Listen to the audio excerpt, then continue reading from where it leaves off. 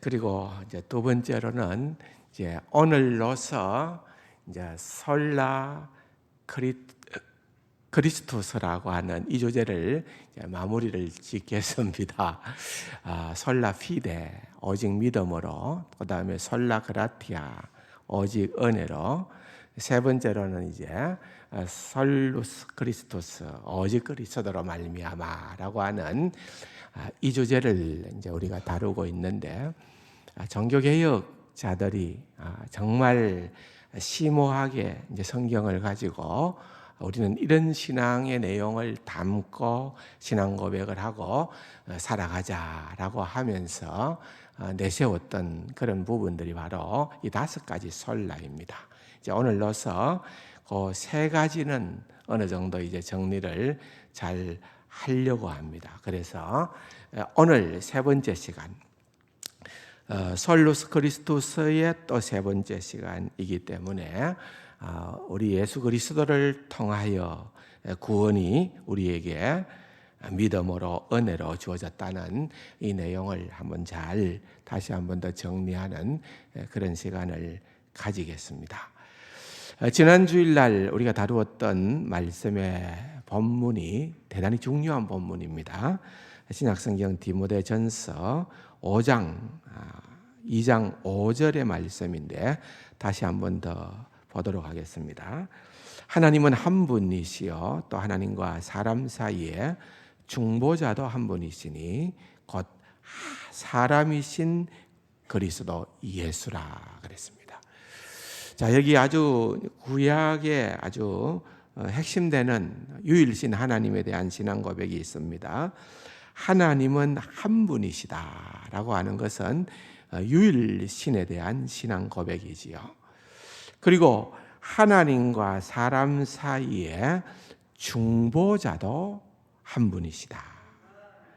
사실 이제 성경에 보면은 구약 성경에 중보자의 역할을 하는 그런 인물들을 많이 나열은 하고 있습니다. 모세도 중보자였고 또 여러 선지자들도 중보자였고 또 제사장들도 중보자였지만은 진정한 하나님과 우리 사이에 진정한 유일한 참 그런 중재 역할을 하는 중보자란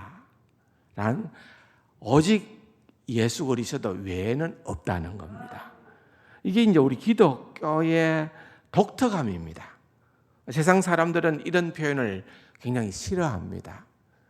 이 길로 가도 구원을 얻을 수가 있고 또 이 종교를 가져도 구원을 얻을 수도 있고, 그렇게 하는 예수 그리스도가 하나의 길은 될 수 있을지언정 유일한 길이라는 데에 대해서는 동의를 하지 않습니다. 그런데 우리는 성경이 무엇을 말하는가 하는 것을 수용하고 전적으로 동의를 해야 하기 때문에 성경이 말하는 진리는 예수 그리스도는 우리의 유일한 중보자시다 라고 하는 것을 말씀을 하고 있는 것입니다. 그러므로 우리는 주님께서 중보자요 중재자인데, 사실은 그 말의 의미는 아담의 범죄로 말미암아 하나님과 우리와 사이가 금이 갔다는 거예요. 그래서 어쨌든 여기에는 소원해져 있고 뭔가가 가로막혀져 있고 뭔가가 분쟁이 일어났고, 그래서 누군가가 중재 역할을 함으로 말미암아 이것이 화해가 이루어지고 또한 원상으로 회복이 일어나는 그러한 일들이 나타나야 된다는 거예요. 그런 화해자의 역할을 하는 그분이 바로 우리 주님이시다라고 하는 것을 말씀을 하고 있는 겁니다. 아울러서 이 디모데전서에서 또 사도 바울이 주장하는 바로는 그것의 하반부에 보면은 중보자도 한 분이시니 곧 사람이신 그리스도 예수라. 왜 특별히 사람이라는 표현을 썼을까? 예수 그리스도라 하면 되는데, 그죠? 사람이신 그리스도 예수라 그랬느냐는 거예요. 그것은 예수님의 인성에 주목을 하는 것입니다. 예수님은 유일하게 인성과 신성을 가지고 있는데 사도 바울이 지금 그리스도의 신성을 부정한다든지 또는 더 나아가서 그분이 신입니다, 하나님이시면서도 사람이다 라고 하는 그 신인을 부정하는 것은 아니에요. 근데 여기에서 사람이신 그리스도 예수라고 하는 이 표현에는 굉장한 의미가 있는 것입니다. 무슨 말인가 하면은 첫 번째 아담이 하나님과의 언약을 맺었고 거기에서 실패를 했습니다. 그로 말미암아 죄가 들어왔고 죄로 말미암아 사망이 들어왔고 그로 말미암아 하나님과 우리와의 관계가 깨어지게 되어졌습니다. 그렇기 때문에 이제 사람으로 오신 예수 그리스도가 첫 번째 아담이 이루지 못한, 실패해서 지키지 못한 그 언약을 사람으로서, 신성이 아니라 인성을 가진 그리스도께서 사람으로서 완벽하게 온전하게 아담이 실패했던 그것을 지켜 순종함으로 우리가 받을 수 있는 의를 이루신 것이다. 어떻게 보면은 신성으로서의 그리스도가 이것을 지켰다고 그러면은 뭔가가 조금은 뭐 그것은 신이시니까 당연하다 이렇게 우리가 생각할 수도 있지 않습니까? 그런데 우리가 똑같은 인간으로서 단 죄가 없으신 그분께서 인간으로서 사람으로서 중보자의 역할을 완벽하게 우리와 하나님 사이에서 하셨다라고 하는 그것을 말씀하고 있는 것입니다. 그게 바로 그 중보사역이 다른 말로 하면은 그것이 바로 순종의 방식으로 하셨다. 그래서 우리가 주님을 생각할 때에 가장 중요하게 생각해야 되는 것, 구원 사역에 대해서 가장 중요하게 생각해야 될 용어가 있다면은 그것은 바로 순종이라는 단어. 순종. 지난주일날 말씀을 드렸던 것처럼 그 순종을 또 종교 개혁자들은 두 가지로 구분을 했습니다. 하나는 뭐라고요? 수동적인 순종이 있고, 수동적인 순종, 패시브 오비디언스라고 하는 능동적인 순종, 액티브 오비디언스. 이 두 단어가 굉장히 중요합니다. 예수님을 생각할 때에는 이 순종을 생각할 때에는 이 수동적 순종과 능동적 순종을 생각을 해야 되는데 이 부분을 이제 오늘 정리를 해드리고 예수님의 하신 일, 오직 예수 그리스도로 말미암은 구원의 비밀을 마무리하려고 생각을 하는 것입니다. 우리 어린아이들한테, 주일 학생들한테 질문을 던져봅니다. 우리를 위해서 예수님께서 뭘 하셨느냐 그렇게 질문을 하면은 제대로 공부한 그런 아이들은 뭐라고 답변할 것 같습니까? 예수님이 십자가에서 우리 죄를 위하여 죽으셨다. 예수님께서 십자가에서 우리 죄를 위하여 죽으셨다라고 하는 것을 얘기를 할 거라는 거죠. 그러므로 이것은 너무나도 명확한 진리고 또한 이것은 우리 기독교의 가장 핵심이 되는 진리입니다. 십자가는 그야말로 아무리 강조해도 지나치지 않는 기독교의 가장 보편적인 상징이 바로 십자가라고 할 수가 있습니다. 사도 바울이 뭐라고 얘기를 합니까? 나는 그리스도와 그가 십자가에 못 박힌 것 말고는 다른 어떤 것도, 다른 아무것도 전하지 않기로 작정했다. 그렇게 얘기하는 거예요. 이건 너무나 중요하다는 거예요. 사도 바울이 사실 다른 것을 안전한 것은 아니죠. 기독교의 비밀에 대해서 많은 부분을 알렸지만은 이 말의 표현은 그만큼 중요하다고 강조하는 것. 과장하여 강조할 만큼. 우리 기독교에 있어서는 그야말로 주님께서 십자가에 달려서 우리가 범한 모든 죄에 대한 속죄는 우리 안으로부터 비롯되는 것이 아니라 그리스도께서 십자가를 통하여 이루신 사건이라는 것을 우리는 알아야 되는 것입니다. 이 참으로 중요하고 의미 있는 말입니다. 그럼에도 불구하고 우리가 주목해야 되는 것은 이 십자가라는 것. 이 십자가는 어디까지를 우리에게 보여주느냐? 그것은 십자가를 통한 이 구원의 속죄 사역은 여러분 깊이 생각해 보세요. 이것은 우리를 원위치시키는 거예요.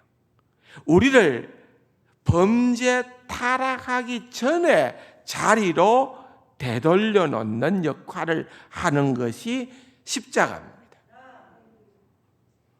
다시 말하면은 이 십자가는 우리 그리스도의 보다 포괄적이고 긍정적이고 넓은 공로를 우리에게 제공하는 것이 아니라는 거예요.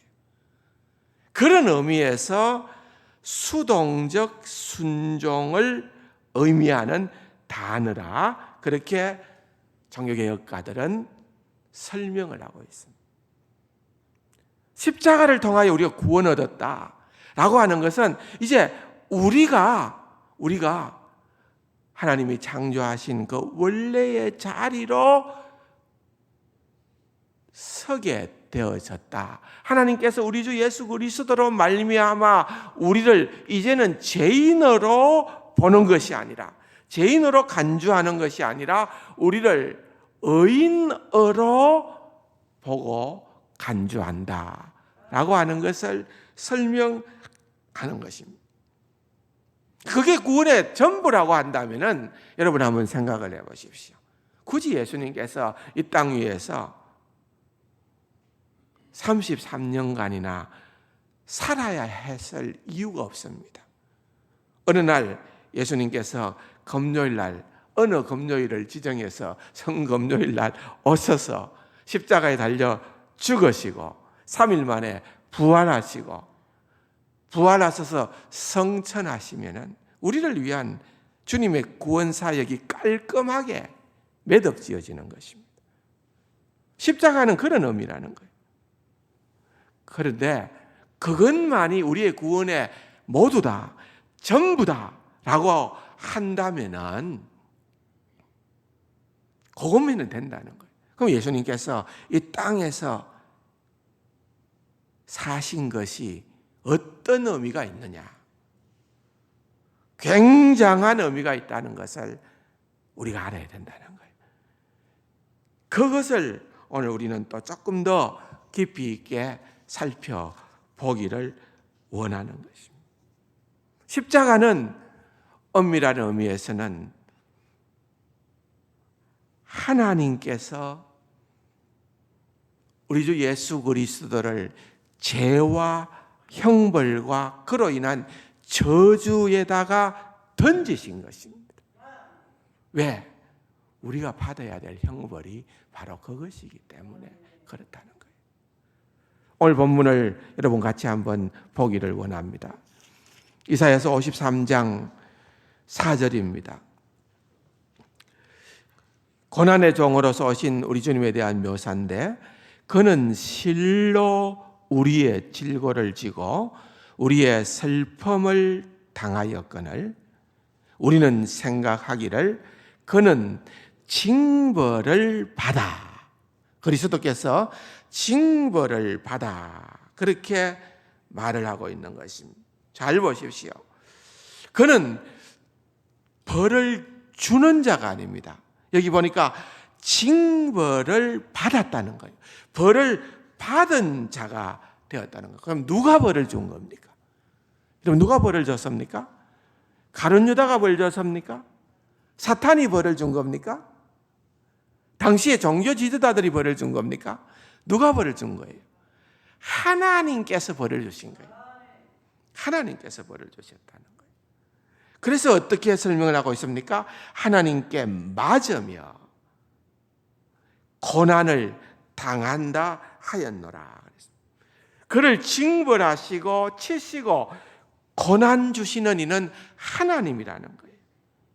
그런데 이 문장은, 이 4절의 문장을 조금 더 주의 깊게 보면은 약간은 좀 다른 뉘앙스가 들어있는 것을 발견을 하게 됩니다. 그대로 고지 그대로 인정하는 것이 아니라 여기에 어떻게 표현을 하고 있습니까? 그는 실로 우리의 질고를 지고 우리의 슬픔을 당하였거늘 우리는 생각하기를. 우리가 생각한다는 말은 우리는 그렇게 여긴다는 말이에요. 우리는 그렇게 여기는데 어떻게 여기느냐 하면은 그것은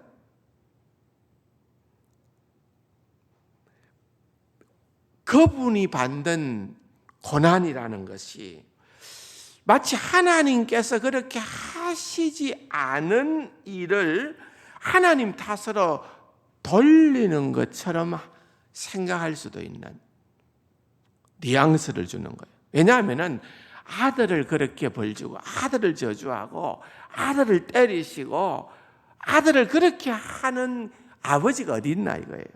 그런데 그렇게 우리 때문에 그렇게 생각하자. 실은 아버지께서 그렇게 하신 것이 아닌데 우리가 그렇게 생각하자라고 그렇게 이해할 수 있는 표현이 나온 거예요.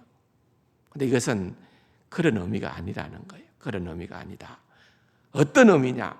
정확한 의미는 어디에 있느냐? 10절의 말씀입니다. 10절에 보면은 여호와께서 그에게 상함을 받게 하시기를 원하사 그랬습니다.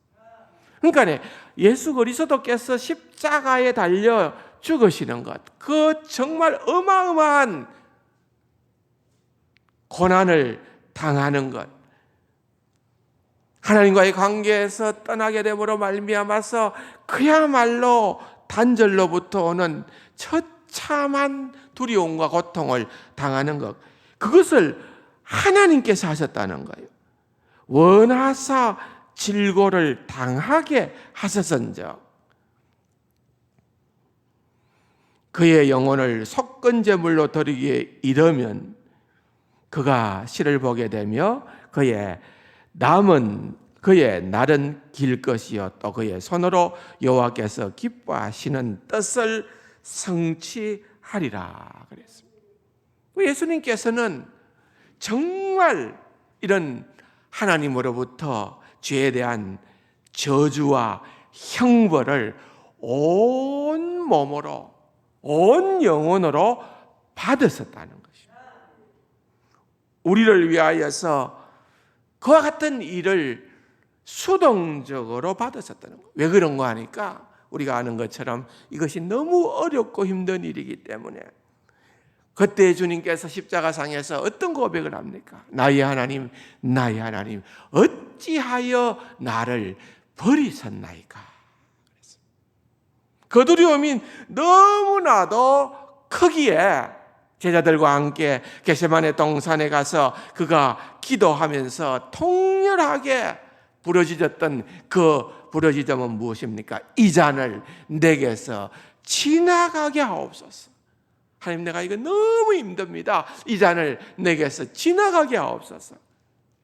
그 아들의 울부짖음에 대하여 하나님의 대답은 노였습니다. 허락하지를 아니했다는 것입니다. 그러므로 예수님께서 잔을 마셔야 했습니다. 예수님은 수동적으로 하나님의 심판을 받아야만 했던 것입니다.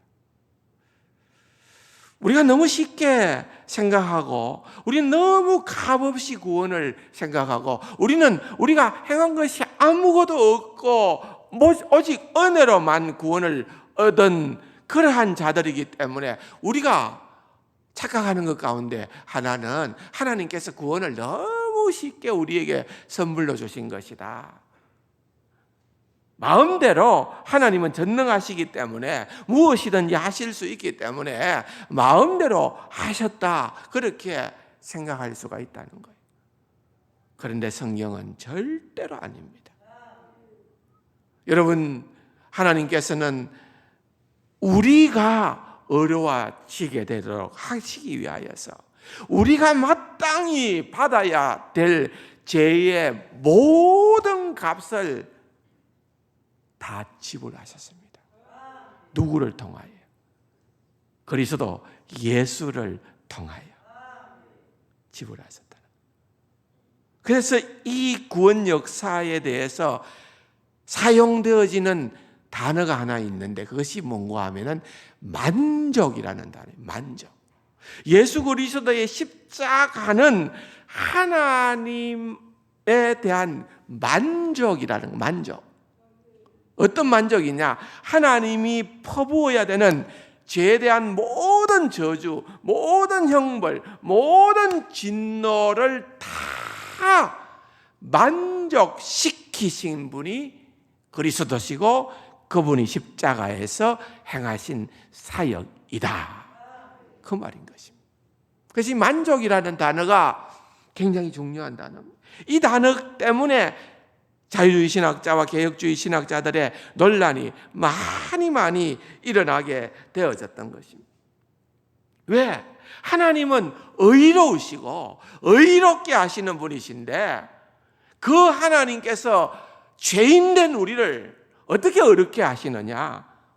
주님의 십자가로 말미암아, 그 주님의 대속의 죽으심으로 말미암아 하나님께서 이제는 더 이상 진노할 수가 없다는 거예요. 모든 것이 다 만족되었다, 모든 것이 다 충족되었다, 그 말입니다. 그래서 개혁주의 신학자들이 주장했던 그 주장은 어떤 문장인가 하면은, 그것은 우리말로 번역을 하면은 속죄는 하나님의 진노를 달래기 위한 행위였다, 이렇게 해야 돼요. 한번 따라할까요? 속죄는 하나님의 진노를 달래기 위한 행위였다. 달랜다는 말은 만족시킨다, 그 말이에요. 만족시킨다. 근데 참 쉽지 않은 표현이거든요. 하나님은 진짜 막 이렇게 뭔가 그냥 불같이 화가 나 있는 그런 하나님이냐는 거예요. 그 자유주의 신학자들은 그런 표현을 쓰는 것은 하나님을 만족시켰다 또는 진노를 달랜다, 이런 표현을 쓰는 것은 하나님의 신성을 격화시키는 일이기 때문에 그것은 잘못되었다, 이렇게 얘기를 하는 거예요. 어떻게 보면 우리가 생각할 땐 자유주의 신학자들의 주장이 더 마음에 와닿을 수 있습니다. 그런데 여러분, 십자가의 핵심되는 의미, 가장 중요한 의미를 생각해 볼 때 이것은 만족이거든요. 하나님의 진노에 대한, 죄에 대한 진노를 그냥 간과하시는 것이 아니라, 하나님께서 그냥 무시하시는 것이 아니라, 하나님께서 그냥 없다 하시는 것이 아니라 그의 값을 완벽하게 다 지불하심으로 인하여서 만족하시는, 그래서 하나님의 노가 풀어지는 거예요. 노가 풀어지는 거예요. 미국의 영적 대각성 운동이라는 것이 일어났을 때에 유명한 부흥사가 조나단 에드워즈라고 하는 분이 있었어요. 근데 그분이 많은 엄청난 그런 어떤 설교들을 남겼는데 그 가운데에서 가장 유명한 설교가 뭔가 하면은 진노하시는 하나님의 손에 붙들린 죄인들, 진노하시는 하나님의 손에 붙들린 죄인들, 신명기서 32장의 내용들이 주를 이루고 있는데, 여러분 기회가 되면은 신명기서 32장 19절 이하의 내용들을 한번 쭉 보시면은 그 하나님의 진노하심에 대해서 우리가 지금 다 알지 못해서 그런 거지. 하나님은 죄를 결단코 용인할 수가 없다는 거예요. 하나님은 절대로 죄인을 그냥 그대로 어렵다 하시지 않는다는 거예요. 그래서 우리가 이 활을 쏜다 하는 활 이미지를 가지고 설명하는 거예요. 화살이 활시에 걸렸고 하나님의 활은 구부러졌으며 활은 우리 가슴을 겨냥한다고 그가 그렇게 얘기를 하는 것입니다. 이렇게 정말 금방이라도 튀어나갈 것 같은 팽팽한 줄에 걸려있는 화살은 그것을 그렇게 당기게 하는 요인이 무엇인가 하면은 하나님의 공의로우심, 하나님의 정의라는 것입니다. 왜냐하면은 이 하나님의 정의를 만족시켜야만 하기 때문에 알 수 없이 이 일들을 위하여 하나님은 예수 그리스도를 이 땅에 보냈었고, 예수님은 자원하여 이 땅에 오셨고, 예수님은 십자가를 지셨는데 그것이야말로 수동적인 순종이었다, 그렇게 보는 것입니다. 그 수동적인 순종 십자가의 사건으로 인하여서 만족이 되었었다는 거예요. 그 만족 때문에 우리가 어렵다함을 보는 거예요. 하나님은 더 이상 우리에게 진노하지 않는다는 거예요. 우리 안으로부터 비롯된 무엇이 아니라 밖에 있는 것, 우리 주 예수 그리스도로 말미암아서 되어진 그 일로 인하여서 우리를 그렇게 의롭다 해주신다는 거예요. 그래서 예수 그리스도의 십자가의 사건은 그리스도의 수동적 순종과 관련이 있다는 점을 지적을 했고요. 그것뿐만 아니라 한 가지 더 설명을 하는 것이 능동적인 순종이 있다는 겁니다. 종교학자들이 주장을 하기로 우리 주님은, 그리스도는 우리를 의롭다 하기 위하여, 우리가 칭의를 받기 위하여, 그 말입니다. 우리의 칭의를 위하여 죽었을 뿐 아니라, 그분이 죽었다는 거예요. 그분이 죽었을 뿐 아니라 그것으로 멈추는 것이 아니라 우리의 칭의를 위하여 사셨다는 겁니다. 그분이 우리의 칭의를 위하여 죽었었던 것뿐 아니라 우리의 칭의를 위하여 그분이 사셨다. 사셨다고 말이에요.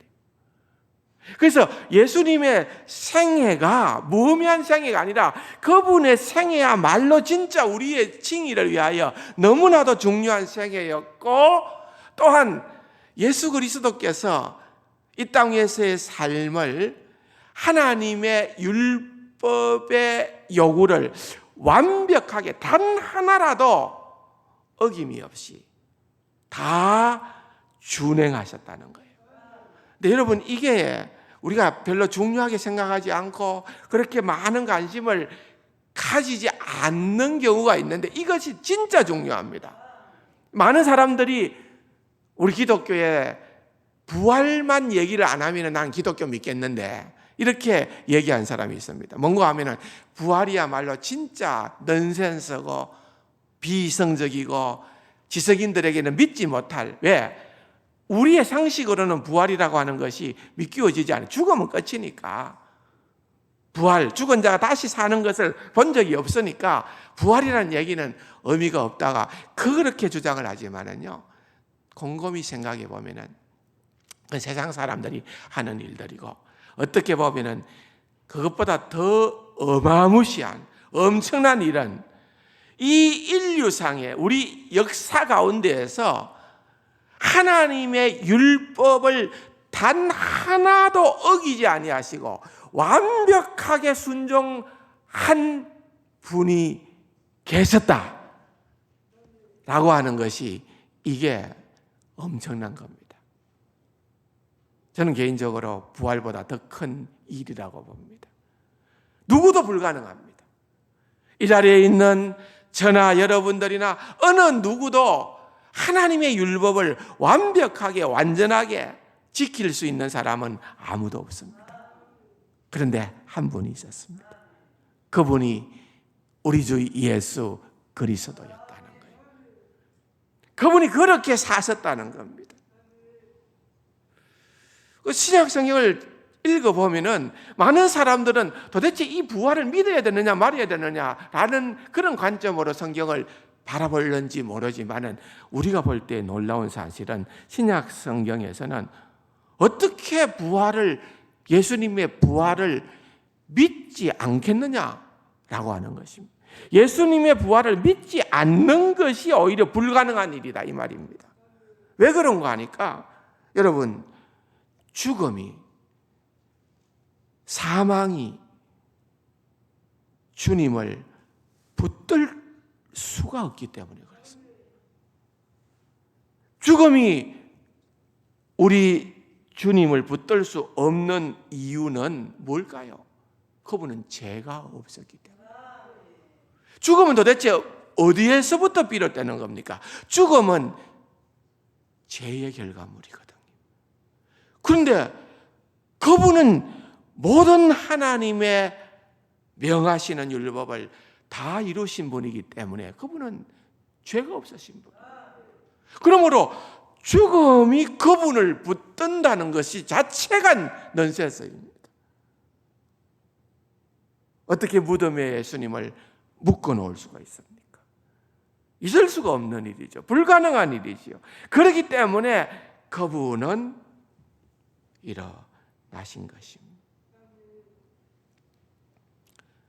완벽한 순종의 삶을, 죄를 짓지 않는 완벽한 순종의 삶을 사신 주님이었기 때문에 여러분 죽음이 그를 어찌할 수가 없었다는 것입니다.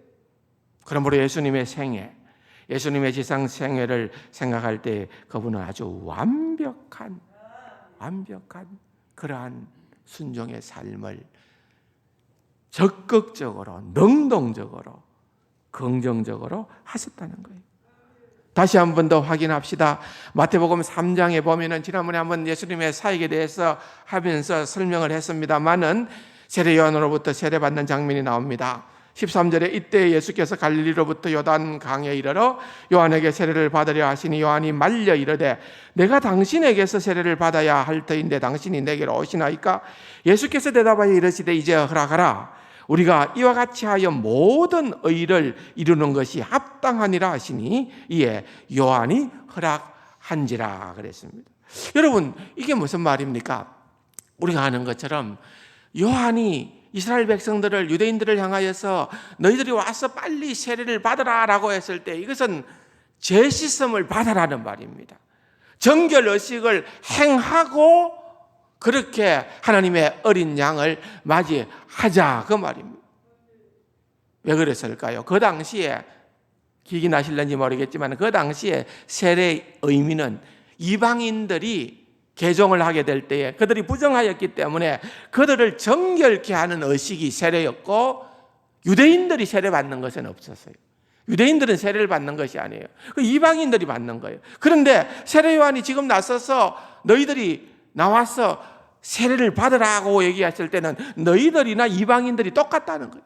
너희들이나 이방인이 똑같이 부정한 자들이라는 거예요. 그래서 회개하라. 그리고 세례를 받으라. 그렇게 얘기를 한 겁니다. 그러면서 그런 주님의 올 길을 예비했지 않습니까? 근데 그의 눈앞에 바로 그분이 나타났습니다. 그가 그토록 고대하던 메시아가 나타났습니다. 하나님의 어린 양을 보라고 그가 얘기를 했습니다. 하나님의 어린 양은 흠이 없는 어린 양임을 그는 누구보다도 잘 알았을 겁니다. 세례는 뭡니까? 정결의식이라 했잖아요. 죄씻음이라고 그랬잖아요. 그런데 예수님께서 내게도 세례를 주라 할 때 그것은 천부당 만부당한 얘기입니다. 왜? 그분은 죄가 없기 때문인데, 세례를 받으려면 내가 예수님에게 세례를 받아야 되는 것이지, 주님께서 세례를 나를 통하여 받는다는 것은 이건 말도 안 되는 얘기입니다. 그런데 예수님께서 뭐라고 얘기하십니까? 장황한 신학적인 설명은 뒤로 두고서 주님께서 말씀하시기를 이제 허락하라. 이제 허락하라. Just do it. 이 말입니다. 이제 허락하라. 이제 너는 내 말 듣고서 내게 세례를 주라 이 말이에요.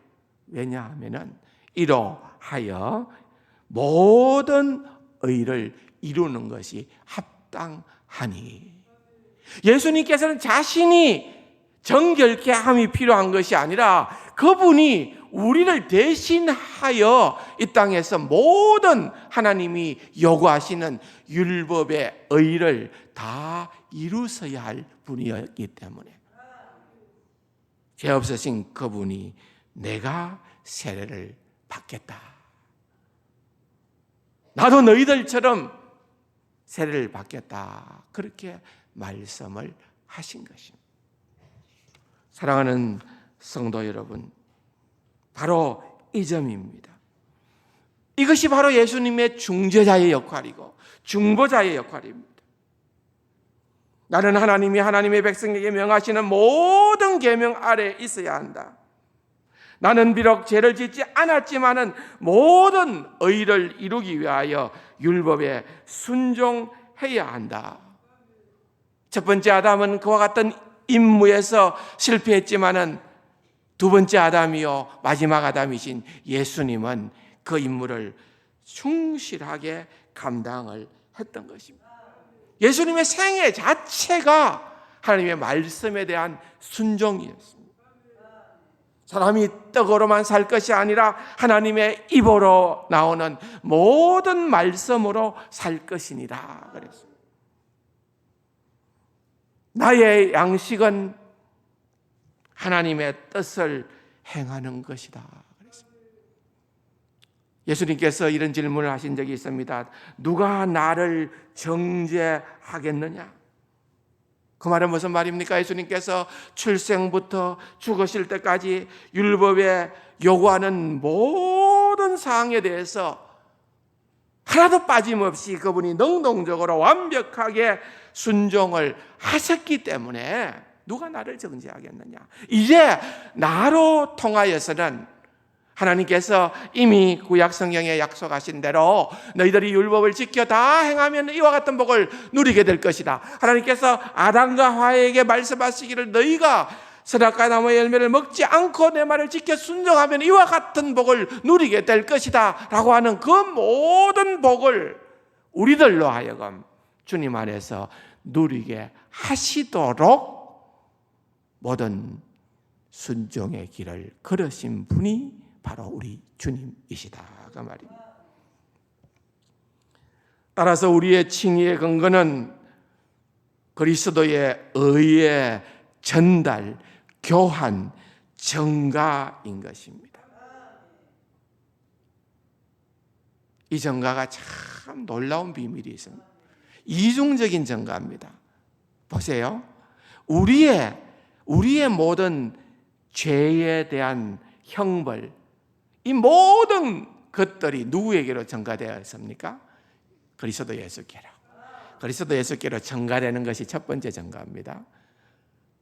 두 번째 전가는 뭡니까?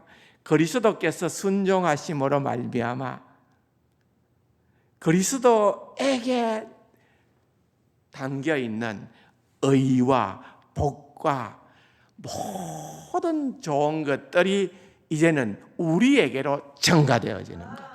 우리의 죄는 예수님에게로, 예수님의 의와 복은 우리에게로 전가되어지는 이런 이중적인 교환이 바로 복음의 핵심 주제인 것입니다. 이것이 바로 솔루스 크리스투스, 오직 그리스도로 말미암아라고 하는 그 말씀의 핵심 내용이라는 것을 여러분들이 기억을 하시고 이 말씀을 늘 마음에 새기면서 주님 앞에서 살아가는 귀하고 복된 우리 세상 가족들이 되기를 주님의 이름으로 축복합니다. 참 좋으신 아버지 하나님 감사합니다. 오늘 오직 믿음으로, 오직 은혜로, 오직 그리스도로 말미암아 종교개혁가들이 주창했던 이 슬로건을, 이 핵심 주제를 저희들도 다시 한번 우리의 마음판에 새기며 진리의 길에서 구원받은 하나님의 백성으로 살아가는 귀하고 복된 우리 세간 가족들이 다 되게 하여 주옵소서. 예수님의 이름으로 감사기도 드립니다. 아멘.